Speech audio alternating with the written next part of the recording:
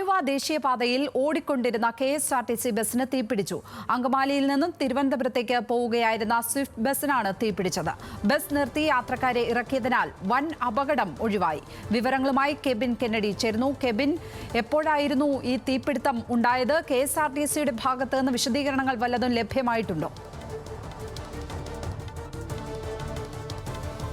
ലക്ഷ്മി, ആലുവ ദേശീയപാതയിൽ ഇന്ന് രാവിലെയാണ് ഓടിക്കൊണ്ടിരുന്ന KSRTC ബസ്സിന് തീ പിടിച്ചത്. അങ്കമാലിയിൽ നിന്നും തിരുവനന്തപുരത്തേക്ക് പോകുന്ന KSRTC സ്വിഫ്റ്റ് ബസ്സിനാണ് ഇത്തരത്തിൽ തീ പിടിച്ചിരിക്കുന്നത്. അതായത് ആദ്യഘട്ടത്തിൽ ഈ ബസ് ഓടിക്കൊണ്ടിരുന്ന സാഹചര്യത്തിൽ ബോണറ്റിൽ നിന്നും ചെറിയ രീതിയിലുള്ള പുക ഉയർന്നു വന്നിരുന്നു.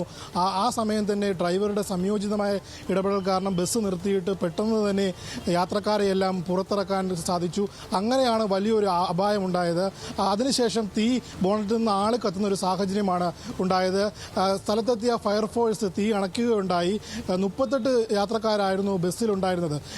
KSRTC ബസ്സിനെ സംബന്ധിച്ചിടത്തോളം ഇപ്പോൾ പുതിയതായി പുറത്തിറക്കിയ KSRTC സ്വിഫ്റ്റ് ബസ്സുകൾ അത്യാധുനിക സംവിധാനങ്ങളുള്ളതാണ്. അതിൽ നിലവിൽ KSRTC അന്വേഷണം പ്രഖ്യാപിച്ചിട്ടുണ്ട്. എത്തരത്തിലാണ് ഇത്തരത്തിലുള്ളൊരു തീപിടുത്തം ഉണ്ടായെന്നുള്ള പരിശോധന ഉൾപ്പെടെ നടന്നു വരികയാണ്. എന്തായാലും ഡ്രൈവറുടെ കൃത്യമായ സംയോജിതമായ ഒരു ഇടപെടൽ കൊണ്ട് ഒരു വലിയ അപകടം തന്നെയാണ് ഒഴിവായിരിക്കുന്നത്.